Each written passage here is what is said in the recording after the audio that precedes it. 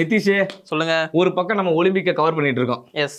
ஆனா பாரிஸ்ல ஒலிம்பிக் நல்லா போயிட்டு இருக்கான்னு கேட்டா இல்ல, கிடையாது. இது வரைக்கும் நடந்த ஒலிம்பிக்லயே இதான் மோசமான ஒலிம்பிக்னு சொல்லி சொல்லிட்டு இருக்காங்க. 2020 இப்படி நடக்கல, 2016 இப்படி நடக்கல, அதுக்கு முன்னாடியும் இப்படி நடக்கல. ஆனா இவ்வளவு ஒஸ்டா நடத்த முடியும்னா அது பாரிஸால தான் நடத்த முடியும். ஏன்னா ஓப்பனிங் செரிமனியே கேவலமா இருந்துச்சு. அந்த ஓப்பனிங் செரிமனில ஆரம்பிச்சு இப்ப வந்து பாத்தீங்கன்னா பீக் மொமெண்டா ஒன்னு வந்து நிக்குதுன்னு. ஆமா, ஏன்னா எப்படி நீங்க அத்லெட்ஸ் செலக்ட் பண்றீங்கற அளவுக்கு வந்து நிக்குது. அந்த சர்ச்சை நம்ம பெருசா பேசுவோம். ஒண்ணு புரியுது எனக்கு. ஏன்னா பிளேயர்ஸ்க்கு கொடுக்குற ஃபெசிலிட்டிஸ் ஆகட்டும், அவங்களுக்கு கொடுக்குற முக்கியத்துவம் ஆகட்டும், எல்லாமே தப்பா இருக்கு.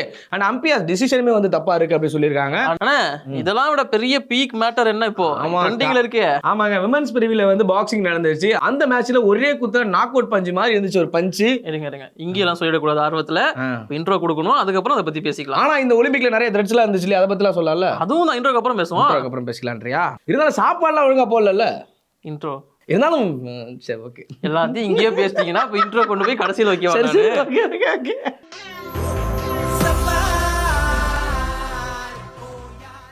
ஆல்நாள் ஸ்போர்ட்ஸ் நேயர்களே அனைவருக்கும் வணக்கம். நான் விஜய் சிட்டி, என்னுடன் 5000 சப்ஸ்கிரைபரோட ஸ்போர்ட்ஸ் நிதிஷ். 5000 சப்ஸ்கிரைபர் நம்ம யூடியூப்ல வந்து 5K சப்ஸ்கிரைபர் வந்து ரீச் பண்ணிருக்கோம். அதுக்கு மிகப்பெரிய தேங்க்யூ.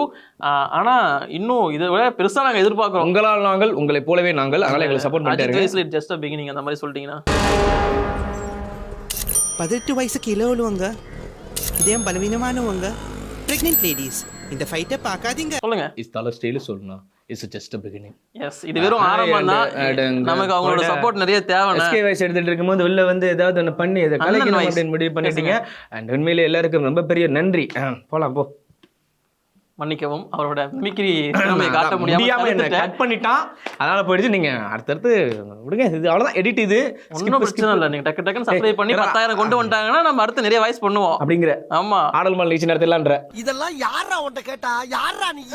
ஓகே, சோ எஸ், இதுக்குள்ள வருவோம், வீடியோக்குள்ள வருவோம். இந்த ஒலிம்பிக், அதாவது பாரிஸ் ஒலிம்பிக் 2024 கோலாகலமா ஆரம்பிச்சாங்க. நம்ம என்னதான் சொல்லியிருந்தாலுமே நிறைய விஷயங்கள் டிசப்பாயிண்டடா தான் இருந்துச்சு. இந்தியாவுக்கு ரிசல்ட் தான் டிசப்பாயிண்டடா இருந்துச்சுன்னு பாத்தீங்கன்னா உள்ள இருக்க விஷயங்களும் டிசப்பாயிண்டடா தான் இருந்துச்சு. ஏன்னா வந்து பிளேயர்ஸுக்கு கொடுக்க வேண்டிய ஃபெசிலிட்டிஸ் ஒழுங்கா கொடுக்கல. சாப்பிட்ற விஷயமாகட்டும், அவங்க தங்கி இருக்க விஷயமாகட்டும், அண்ட் அவங்க ஸ்டே பண்ணும் போது அங்கேயும் இருக்கிற விஷயம். இப்போ உதாரணத்துக்கு வந்து 10 பிளேயர் இருக்காங்கன்னா ரெஸ்ட் ரூமே 2 தான் கொடுத்துருக்காங்க. ஒவ்வொரு இன்சிடென்ட்டா சொல்லுவோம், அப்பதானே புரியும் தெளிவா அவங்களுக்கு அப்படிங்கிற. ஆமா. அண்ட் இன்னொரு விஷயம், கோலாகலமா ஆரம்பிச்சதுன்னு சொன்னீங்கல்ல, அது வார்த்தைக்காக. அந்த கோலாகலத்திலேயே பல பிரச்சனைகள் இருந்திருக்கு. மறுபடியும் ஆரம்பிச்சிருக்காங்க. இது வரைக்கும் நடந்த ஓப்பனிங் செரமனிலே இதான் மோசமான ஓப்பனிங் செரமனி அப்படிங்கிற மாதிரி டெக்ளேர் பண்றாங்க. காரணம் வந்து பாத்தீங்கன்னா, நான் கலந்துக்கல இல்ல, அது வந்து ஒலிம்பிக் வில்லேஜ் அப்படின்னு சொல்லிட்டு எவ்வளவு செலவு பண்ணிருக்காங்க தெரியுமா? அதுக்கு $9 பில்லியன். ஆமா, அந்த அளவுக்கு செலவு பண்ணிட்டு அது உள்ள நடத்தாம எதுக்கு ஏன் வெளியே நடத்துறீங்க? இவ்வளவு காசு எங்க போச்சுன்னு கேட்கற அளவுக்கு இது வரைக்கும் எல்லா ஃபெசிலிட்டிஸும் பண்ணி வச்சிருக்காங்க. அங்க டிஎம்கேயும் ஆட்சியில் இல்ல, ஏடிஎம்கேயும் ஆட்சியில் இல்ல, நாம் தமிழ் கட்சியும் ஆட்சியில் இல்ல, பிஜேபி அங்க இல்ல. அப்புறம் எப்படி 9 பில்லியன் காணா போச்சு தெரியல. சுரண்டவங்களும் இங்க தானே இருக்கிறாங்க. நான் குமார் அவசரப்பட்டிய. இந்த ஒலிம்பிக் மேட்டருக்குள்ள வருவோம். ஸோ ஓப்பனிங் செரமனில தான் பெரிய பிரச்சனை அப்படிங்கிறது ஸ்டார்ட் ஆச்சு. அது நல்லா இல்லை, சரியில்லைங்கிற மாதிரி பண்ணாங்க. அண்ட் அந்த ஓப்பனிங் செரமனி நடக்கிற சமயத்தில் அங்கே டான்ஸர் வந்திருப்பாங்கல்ல, டான்சர்ஸ். அந்த ஓப்பனிங் செரமனியில் வேலை பார்க்க வந்தவங்க அவங்க எல்லாருமே வந்து அதில் பங்கேற்காம ப்ரொட்டஸ்ட் பண்ணிட்டு இருந்தாங்களாம். ஏன்னா அவங்களுக்கும் சம்பளம் தராம ஒதுக்கி வச்சிருக்காங்க. ஃபுட்டில் எடுத்துக்கங்க, நம்மளுடைய இந்தியன் பிளேயர் அமித் அவர்கள் வந்து சாப்பிடலான்னு சொல்லிட்டு அங்கே போனால் சாப்பாடு இல்லை. சரி, ஓகே, ஆர்டர் பண்ணலான்ற நிலைமைக்கு போயிட்டார் அவர். ஏன்னா அங்கே இருக்க சாப்பாடுமே வந்து கரெக்டாக வந்து டெலிவரி பண்ணல, கரெக்டாக வந்து கொடுக்கல அப்படின்னா எனக்கு புரியலை. இப்போவுமே நீங்கள் வந்து ஸ்போர்ட்ஸ் பிளேயருக்கு இம்பார்ட்டன்ஸ் கொடுக்கணும் ஒரு பக்கம் இருக்கும்போது, அவங்க ஸ்போர்ட்ஸ் ஆடிட்டு இருக்காங்க, திரும்ப அவங்க சாப்பிடணும், திரும்ப கேமுக்குள்ளே போகணும் அப்படின்னு ஒரு விஷயம் இருக்கு இல்லையா? அதை ஏன் இவங்க ப்ராப்பராக ஃபாலோ பண்ணலன்றது தான் இப்போ வரைக்குமே கொஸ்டின் மார்க்காக இருக்குது. ஆக்சுவலியாக வந்து பார்த்தீங்கன்னா சாப்பாடு ப்ரொவைட் பண்ணுறதுக்கான ஃபெசிலிட்டிஸ் 3700 பேருக்கு தான் பண்ணியிருக்காங்களாம். ஆனால் அங்கே பார்ட்டிசிபேட் பண்ணுறது 30,000 பேருக்கு உள்ள இருக்கிறது. அதாவது அத்லெட்ஸ் அந்த கூட வந்தவங்களெல்லாம் சேர்த்து 40,000 ஃபுட்டு மட்டும் ஒரு நாளைக்கு கொடுக்குறாங்களாம். எனக்கு என்ன டவுட்னா, கிட்டத்தட்ட 120 நாடுக்கு மேலே வந்து ஒலிம்பிக்ல வந்து பார்ட்டிசிபேட் பண்ணுறாங்க. அவங்களுக்கு எந்த அளவுக்கு இம்பார்ட்டன்ட் கொடுக்குறன்றது ஏன் வந்து தெரியலைன்றது எனக்கு பெரிய கொஸ்டின் மார்க்காக இருக்குது. ஏன்னா ஒரு கண்ட்ரியை ரெப்ரசென்ட் பண்ணி நடக்கலையே இது. இவ்வளோ கண்ட்ரிஸ் வராங்கன்னும் போது அது ஒலிம்பிக் மாதிரி ஒரு கேமு, 4 வருஷத்துக்கு ஒன்ஸ் நடக்குது. ஒவ்வொரு கண்ட்ரிக்குமே எல்லாருமே வந்து கோல்டு வாங்கி கொடுக்கணும், எவ்வளோ பொட்டன்ஷியலோட, எவ்வளோ ஒரு ஆசை கனவோட வராங்க. அவங்களை ப்ராப்பராக பாதுகாத்து ப்ராப்பராக அவங்களுக்கு கொடுக்க வேண்டிய ஃபெசிலிட்டிஸ் எல்லாமே கரெக்டாக கொடுக்கத்தான் நியாயம். ஆனால் அதை கொடுக்கலன்றது தான் வருத்தமான. சப்போர்ட்டிங் ஸ்டாஃப்ஸ்க்கு நீங்கள் கொடுக்கலனா கூட பிரச்சனை கிடையாது. இங்க வந்து அத்லெட்ஸ் அவங்க வந்து பாத்தீங்கன்னா உடம்பை பார்த்துக்கணும், அவங்க கரெக்டா இருந்தாதான் அவங்களால மெடல் அப்படிங்கிறது வின் பண்ண முடியும். இவங்களோட இந்த மாதிரியான லேக் ஆஃப் ஃபெசிலிட்டிஸ்னால அவங்களோட அந்த மெடல் ப்ராஸ்பெக்ட்டுமே பாதிக்கப்படுது. அண்ட் இன்னொரு விஷயம் என்னன்னா, அண்ட் இந்தியன் அத்லெட்ஸ் வந்து ஒரு சில கம்ப்ளைண்ட் பண்ணியிருக்காங்க. ஆமா. டேபிள் டென்னிஸுக்கான கோர்ட் வந்து 45 கிலோமீட்டர் டிராவல் பண்ணி போகணுமா அவங்க ரூம்ல இருந்து. எப்படி டயர்ட் ஆட மாட்டாங்க அது அதுக்குள்ள? கேள்வி இன்னும் நிறைய இருக்கு. போறாங்கல்ல பஸ், அந்த பஸ் ஏசி பஸ் கூட கிடையாதான். நம்ம ஊர் கீழே இறங்கி நடந்து போனாவே கூலிங்கா இருக்குமா, ஆனா அந்த பஸ் அவ்வளோ வேர்க்குமா, போறதுக்குள்ளேயே அவங்களுக்கு அவ்வளோ வேர்க்குன்றாங்க. ஏதோ பிராக்டிஸ்லாம் முடிச்சுட்டு அந்த மாதிரி வந்துறாங்க. எக்ஸாக்டா. Oh my God. இந்த மாதிரியான ஹீட் அப்படிங்கிறது அவங்களுக்கு கிராம்ஸ் ஏற்படுறதுக்கான வாய்ப்பு ரொம்ப அதிகமா இருக்கு. அலர்ட் வந்தாலே முடிஞ்சு போச்சு, ஸ்வெட்டிங் வந்தாலே முடிஞ்சு போச்சு தான் சொல்லுவாங்க. அந்த கிராம்ப்லாம் வரதுக்கான பாசிபிலிட்டிஸ் எக்கச்சக்கமா இருக்கு ஸ்போர்ட்ஸ் பிளேயருக்கு. இதான் உண்மையான தகவலும் கூட. நீ அதோட நிறுத்திட்ட. அதுக்கப்புறம் அவங்க ஆடி முடிச்சதுக்கப்புறம் கொஞ்சம் டயர்டா இருக்கே அப்படின்னு சொல்லிட்டு ஃபேனை போட்டாங்கன்னா ஃபேன் ஓட மாட்டுது. இதை வந்து ஆரம்பிக்கும் போது கிரீன் ஒலிம்பிக்ஸ் அப்படின்னு சொல்லி ஒரு டேகோட தான் ஆரம்பிச்சாங்க. ஏன்னு வச்சுக்கோங்களேன், அதாவது ஏசிலாம் போடாம பொல்யூஷன் எதுவும் இல்லாம நாம வந்து இந்த ஒலிம்பிக்கை நடத்தி முடிப்போம், எந்த ஒரு பொல்யூஷனும் ஏற்படுத்த வேணாம், எந்த ஒரு வேஸ்ட்டையும் நம்ம இது பண்ண வேணாம்னு சொல்லி சொல்லுங்க. அதான் பாரிஸ் கை தட்டுற நல்ல எண்ணங்கள். அதனாலதான் ஃபேன் போட்டுட்டு இருக்காங்க. அந்த ஃபேன் ரிப்பேர் ஆனதுக்கு அவங்க என்ன பண்ணுவாங்க? ஆமா ஆமா. பிவி சிந்து தான் கம்ப்ளைண்ட் பண்ணியிருந்தாங்க ஃபேன் ஓடலன்னு. அதுக்கு என்ன பண்ண முடியும்? எல்லாரும் டெய்லி மழையில நினைச்சிட்டே இருக்க வேண்டியதாங்க. வேர்க்கும் அந்த அளவுக்கு வேர்த்துன்னு இருக்கும். டெய்லி எல்லாம் அப்படியே உட்காந்துட்டு இருப்பாங்க. இந்த மாதிரி விளையாடும் போது வேர்க்கலாம், டெஸ்ட் எடுக்கும் போது கூட வேர்த்தவங்க என்ன பண்ணுவாங்க பாவம். அவ்வளவுதான், உண்மையாதான் விஷயம். ஒரு பிளேயரோட மைண்ட் செட் என்னவா இருக்குன்றது யோசிச்சு பாரு. எஸ். அதே மாதிரி இந்த நீங்க சொல்லியிருந்தீங்கல்ல அந்த பாத்ரூம் இஷ்யூ, அமெரிக்காவை சேர்ந்த அத்லெட்டான கோகோ வந்து அவங்க தான் கம்ப்ளைண்ட் பண்ணியிருந்தாங்க.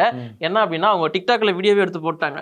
கோகோவா? அவங்க என்ன சொல்லியிருந்தாங்கன்னா, டிக்டாக்ல வந்து அவங்களாம் சுற்றி உட்காந்துருக்காங்க, அவங்களோட கூட இருக்கிறவங்க எல்லாருமே 10 பெண்களுக்கு வந்து 2 பாத்ரூம் மட்டும்தான் இருக்கான். அந்த ஃபெசிலிட்டிஸ் கூட இல்லாம தான் இந்த இஷ்யூஸ்லாம் போயிட்டு இருக்கு அப்படிங்கிற மாதிரி கம்ப்ளைண்ட் பண்ணியிருந்தாங்க.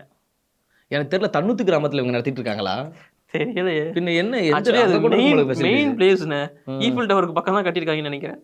பக்கம் 6லாம் வேற ஓடிட்டு இருக்கு. பாரிஸ் மேல உள்ள இதே போயிடுச்சு பாருங்க, ஃபோக்கஸ்டே போயிடுச்சு பாருங்க. அவரை ஹனிமூனுக்கு அங்கே தான் போகலான்னு இருந்தேன்.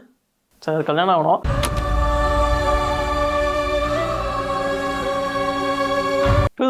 ஒலிம்பிக்கை பொறுத்த வரைக்கும் இந்த இஷ்யூ மட்டும் இல்லைண்ணே. என்ன இங்க வாங்க. இல்லை, இப்போ நான் எங்கே வருதுன்னு யோசிக்கிறேன். ஏன்னா சேராத இடந்து வஞ்சத்தில் விழுந்தாயடா அப்படின்னு எடிட்டில் நான் போட்டுறேன். கண்டென்ட் சரி சரி. ஓ, எடிட்டோட சொல்லி கொடுக்கணும். சரி வா போவா. அப்புறம் இந்த சைடு ஒரு டிசிஷன்ஸ் இருக்கு இல்லையா? ஸோ அம்பையர்ஸ்லாம் இருக்காங்கல்ல. அம்பையர்ஸ் கிரிக்கெட்டுக்குண்ணே, இது ஜட்ஜு. எல்லா ஸ்போர்ட்ஸ் எல்லா ஸ்போர்ட்ஸ் விட மாட்டேன்றீங்க. ஜட்ஜிங்னு சொல்லுமா? ரெஃப்ரினா அம்பையர். அது வேற என்னடா என்னங்க சொல்றீங்க, ஒண்ணுமே புரியல அப்படின்னு இருக்கு. எதுவா இருந்தாலும் கடைசியில் ரிசல்ட் சொல்றாங்க. ஆமா, அதுலயுமே வந்து நிறைய வந்து குளறுபடி நடக்குது அப்படின்னு சொல்லியிருக்காங்க. இந்த ஒலிம்பிக்ல இஷ்டத்துக்கு பேசுறதாகட்டும், இஷ்டத்துக்கு யாருக்கு ஃபேவரா கொடுக்குறது தெரியல ஆகட்டும், விசில் அடிச்சு இந்த பக்கம் அப்படின்னு அதெல்லாம் புரிய மாட்டேங்குது. ஃபென்சிங் அண்ட் பாக்ஸிங்ல இந்த இஷ்யூ இருக்கிறதா கம்ப்ளைண்ட் பண்ணியிருக்காங்க. நிறைய அத்லெட்ஸ் வந்து தங்களோட வருத்தங்களை தெரிவிச்சிருக்காங்க இந்த மாதிரியான இஷ்யூஸ்னால. அண்ட் இது மட்டும் இல்லாம டெரரிஸ்ட் அட்டாக்கான த்ரெட்ஸுமே இருந்திருக்காங்கப்பா, கொலை மிரட்டல்லாம் இருந்திருக்கு அப்படின்னு சொல்லியிருக்காங்க. என்னடா ஒரு இடத்துல ஒரு அழகா ஒரு ஈவெண்ட் நடத்திட்டு இருக்காங்க, அந்த ஈவெண்ட் நடத்தாலும் எல்லா கண்ட்ரி தானே உள்ள வராங்க. யார் இந்த வேலை பாக்குறது? இன்னும் இருக்கு கோவிட் இஷ்யூ இருக்குல்ல. ஆமா அங்க இருக்கான் கோவிட் இஷ்யூ. எனக்கு புரியல, பிளேயர்ஸ் இருப்பாங்க எதுக்கு போயிருக்காங்க, விளையாட போயிருக்காங்களா இல்ல வியாதி வாங்கிட்டு வர போயிருக்காங்கன்னு தெரியல. அந்த தமிழ்லே தான் ஒலிம்பிக்கில் பிளேயர்ஸ் விளையாட போயிருக்காங்களா இல்ல வியாதி வாங்க போயிருக்காங்களா காண தவறாதீர்கள். ஸ்போர்ட்ஸ் சாப்பாடு ஒழுங்கா போடுறது, ஆமா ஃபேன் கிடையாது, வேர்க்கும் கிராம்ப்ஸ் வரும், இந்த மாதிரியான இஷ்யூஸ் இருக்கு. அதே மாதிரி பாத்ரூம்ஸ் ஒழுங்கா கிடையாது.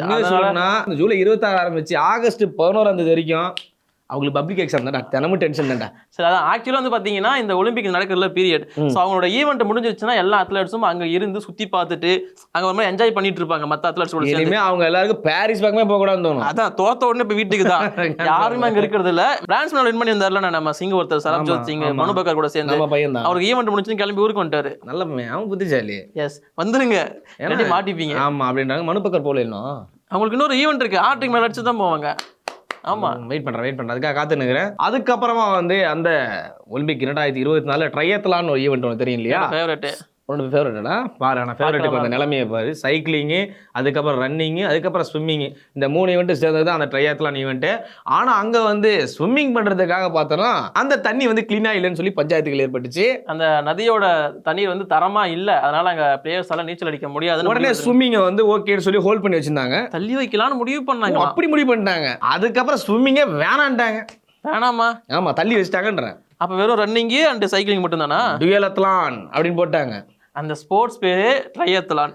அங்கே பல பேர் ஸ்விம்மிங்கில் பலமானவங்க வந்திருப்பாங்க, அங்கே லீட் எடுத்து வின் பண்ணலாம்னு நினச்சிருப்பாங்க. அவங்க அதுக்கு தான் ப்ராக்டிஸ் பண்ணிட்டு வந்திருப்பாங்க. அதை தள்ளி வச்சிருக்காங்க, தண்ணி நல்லா இல்லை அப்படின்னு சொல்லிலாம் பஞ்சாயத்து பண்ணாங்க. ஆனால் இது ஒரு பக்கம் ஜோக் இருக்கட்டும். அதுக்கப்புறம் வந்து பார்த்தீங்கன்னா ஒரு வழியாக பேச்சுவார்த்தையெல்லாம் மேற்கொண்டு சரி நடத்தி முடிச்சிருவோமே அப்படின்னு நினச்சிருக்காங்க. ஆனால் அங்கே வருண பகவான் வந்து அப்படின்னா நான் விடமாட்டேன் அப்படின்னு சொல்லிட்டு ஒரு மழையை போட்டிருக்கா. அப்படி மழை வந்ததுக்கு அப்புறமா அங்கே இருக்க ரோடுகள்லாம் வந்து நம்ம ஊர் ரோடு மாதிரி, தமிழ்நாடு ரோடு மாதிரி அங்கேயும் உடஞ்சி உரத்துல வந்து அப்படி அப்படின்னு உடஞ்சிச்சு. அதுக்கப்புறம் அந்த ஈவெண்ட் நடக்கும்போது அந்த ஈவெண்ட்டை கலந்துட்டு எல்லாருக்குமே வந்து தட்டிக்கு கிட்டிக்கு கீழே விழுந்து இந்த மாதிரி பஞ்சாயத்துலாம் நடந்துட்டு இருந்துச்சாங்க.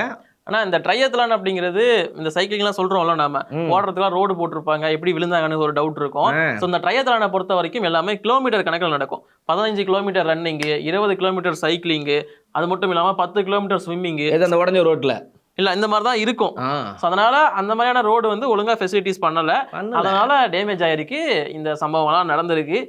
இதெல்லாம் என்னன்னு தெரியல எனக்கு. பாரிஸ் 2024 ஒலிம்பிக், அதாவது உலகத்திலேயே மிகப்பெரிய ஸ்போர்ட்ஸ் ஈவெண்ட் இது. அதுக்கப்புறம் அந்த பாக்ஸிங் உள்ள வருவோம். இந்த பாக்ஸிங் நியூஸ் தான் எங்க பார்த்தாலும் சர்ச்சை ஆயிட்டு இருக்கு அண்ட் வைரலாகவும் இருந்துகிட்டு இருக்கு. Italian boxer and Algerian boxer, இந்த 2 பேருக்கும் ஒரு பயங்கரமான மேட்ச் நடந்துச்சு. இவங்க 2 பேரும் உமன் பாக்ஸர் தான். மேட்ச் நடந்துச்சா? இல்லப்பா சொல்லிடுறேன், இந்த மேட்சா நடந்துச்சு அப்படின்னு எதிர்பார்த்துக்கிட்டு இருந்தோம். உமன்ஸ் மேட்ச் தான் இது. பட் இங்க அல்ஜீரியனை பொறுத்த வரைக்கும் அந்த பாக்ஸர் வந்து ஒரு பயாலஜிக்கல் மேல் அப்படின்றதால ஒரு சர்ச்சை உருவாச்சு. ஏன்னா மேட்ச் ஆரம்பிச்சு 46 செகண்ட்ல இட்டாலியன் பாக்ஸருக்கு ஒரு பஞ்ச் கொடுத்துருப்பாங்க. நம்ம அல்ஜீரியன் பாக்ஸர் அடிச்ச அடி பார்த்தீங்கன்னா 46 செகண்ட்ல ஒரு பஞ்சு வந்தவொடனே அவ்வளோதான், நான் ரிட்டையர்ட் அவுட் அப்படின்னு சொல்லிட்டாங்க. ஏன்னா இந்த மாதிரி அடி நான் வாங்கினதே இல்லை லைஃப்லன்னாங்க. ஏன்னா அல்ஜீரியன் பாக்ஸர் கெலிஃப் வந்து அந்த மாதிரி ஒரு பஞ்சு குத்துனாரு சொல்ல வேலை குத்துனாங்கன்னு சொல்லவாடா, குத்துனாங்கன்னு சொல்லணும், குத்துனாங்க. ஏன்னா அது அவங்க மேல எந்த தப்புமே கிடையாது. ஸோ இங்க வந்து பாத்தீங்கன்னா அல்ஜீரியன் பாக்ஸர் அவங்க மேலதான் கம்ப்ளைண்ட் அப்படிங்கிறது வைக்கப்பட்டிருக்கு, பயாலஜிக்கல் மேல் அப்படின்னு சொல்லிட்டு. இதுக்கு பல ஃபேமஸான ஆட்கள் வந்து சப்போர்ட் தெரிவிச்சிருக்காங்க இட்டாலியன் பாக்ஸருக்கு. அதாவது நம்ம ஆஞ்சலா கரியனிக்கு, இலான் மஸ்க் வந்து சப்போர்ட் பண்ணிருக்காரு, ஜே.கே. ரவுலிங் தெரியும்ல, பெரிய ரைட்டர், அவங்க தான் ஹாரி பாட்டர் ஸ்டோரி எல்லாம் எழுதியிருந்தாங்க. ஸோ அவங்களுமே சப்போர்ட் பண்ணிருக்காங்க. இது பாரிஸ் 2024 ஒலிம்பிக்ல இந்த மாதிரியான ஒரு இன்சிடென்ட் நடக்குதா? ஒரு பொண்ணை ஒரு ஆம்பளை ரிங்ல வச்சு அடிக்கிறாரு, அதுவும் லைவா டெலிகாஸ்ட் ஆகுது, இது எப்படி அப்படிங்கிற மாதிரி கேட்டிருந்தாங்க. அவங்க லுக் பார்க்கும்போதே தெரியுது ஒரு பையன் மாதிரி தான் இருக்காங்க. அடிக்கிற அடிலாம் பார்த்தா அப்படிதான் இருக்குன்ற மாதிரி தான் இருந்துச்சு. பிறந்தது பொண்ணா தானே, பட் அவங்களோட குரோமோசோம் சில சேஞ்சஸ் எல்லாம் சொல்லுவாங்கல்ல, பயாலஜிக்கலா சேஞ்ச் ஆனதுனால அவங்க வந்து மேலுக்கான அந்த ஒரு உடலமைப்பை கொண்டு இருக்காங்க. ஆனா இது வந்து ப்ராப்பரா செக் பண்ணாது கண்டிப்பா இந்த ஈவென்ட் நடத்துறவங்க மேல தான் நான் சொல்லுவேன். இன்னோட இதோட பெரிய இன்சிடென்ட் சொல்லவா, 2023 வேர்ல்ட் ரெஸ்லிங் சாம்பியன்ஷிப் நம்ம இந்தியாவில் நடந்துச்சு டெல்லியில். அப்போ வந்து இவங்களை பேன் பண்ணியிருந்தாங்க IBA, அதாவது இன்டர்நேஷனல் பாக்ஸிங் அசோசியேஷன் வந்து இவங்களை பேன் பண்ணியிருந்தாங்க. அப்படி இருக்கிற ஒருத்தவங்க எப்படி பாரிஸ் 2024 ஒலிம்பிக் ஆடுறாங்க அப்படிங்கிறது பெரிய கேள்விக்குரிய சர்ச்சையாகவும் ஆயிட்டு இருக்கு. நீங்க யோசிச்சு பாருங்க, இட்டாலியன் பாக்ஸர் எவ்வளவு பேர்ட்ட பஞ்ச் வாங்கியிருப்பாங்க, எவ்வளவு பேர் கொடுத்துருப்பாங்க. அவங்களுக்கு ஒரு 4 பஞ்ச் வாங்க தெரியாதா? ஒரு பஞ்ச் அதை 46 செகண்ட்ல வந்து கதறாங்கன்னா என்ன அர்த்தம்? ஆனா அது அவங்களோட லைஃப், அது வரைக்கும் எவ்வளவு நாள் வெயிட் பண்ணிருப்பாங்க, காத்து நின்றுருப்பாங்க. பட் என்ன பொறுத்த வரைக்கும் சார்பட்ட கலையரசமே அதுக்கோசம் தான் நான் காத்து நிறேன் அப்படின்னு சொல்லுவாங்க. என்ன பொறுத்த வரைக்கும் 2 பேர் மேலேயுமே நம்ம குறை சொல்ல முடியாது. ஸோ இங்க அல்ஜீரியன் பாக்ஸருமே வந்து பாத்தீங்கன்னா எல்லா டெஸ்ட்டையும் கடந்து தான் உள்ள வந்திருப்பாங்க. அண்ட் இப்போதைக்கு இன்டர்நேஷனல் ஒலிம்பிக் அசோசியேஷன் அதற்கான விளக்கம் கொடுத்திருக்காங்க. அதாவது லாஸ்ட் இயர் அவங்கள பேன் பண்ணதே ஒரு அவசரத்துல எடுத்த முடிவு தான். அவங்க டெஸ்ட் எல்லாம் பண்ணி எல்லாமே கிளியரா தான் வச்சிருக்காங்க. அதனால நீங்க அவங்கள பேன் பண்ணது தப்பு தான். 2 பேருமே ஃபீமேல் அத்லெட்ஸ் தான், இதுல எந்த ஒரு குளறுபடியும் கிடையாதுன்னு சொல்லிட்டு இப்போதைக்கு இன்டர்நேஷனல் ஒலிம்பிக் அசோசியேஷன் தெளிவா சொல்லிட்டாங்க. ஆனா பட் இருந்தாலும் IOA அவங்கள வந்து குறை சொல்லிட்டு தான் இருக்காங்க. ஏன்னா இந்த வருஷத்திற்கான ஒலிம்பிக் அப்படிங்கிறது ரொம்ப மோசமா தான் நடந்துட்டு இருக்கு. இதுக்கு பிரெஞ்சு கவர்மெண்ட்டையும் குறை சொல்லுவாங்க, அதே மாதிரி இன்டர்நேஷனல் ஒலிம்பிக் அசோசியேஷனும் இதுக்கு பொறுப்பெடுத்துக்கிட்டு தான் ஆகணும். இந்த பிரச்சனையை இதுக்கப்புறம் மேலே கொண்டு போய் சால்வ் பண்ணாங்கன்னா மட்டும்தான் இந்த பிரச்சனை ஓயும். அப்படியே விட்டாங்கன்னா கெட்ட பேரோட தான் போகணும். இந்த வருஷம் ஒலிம்பிக்கு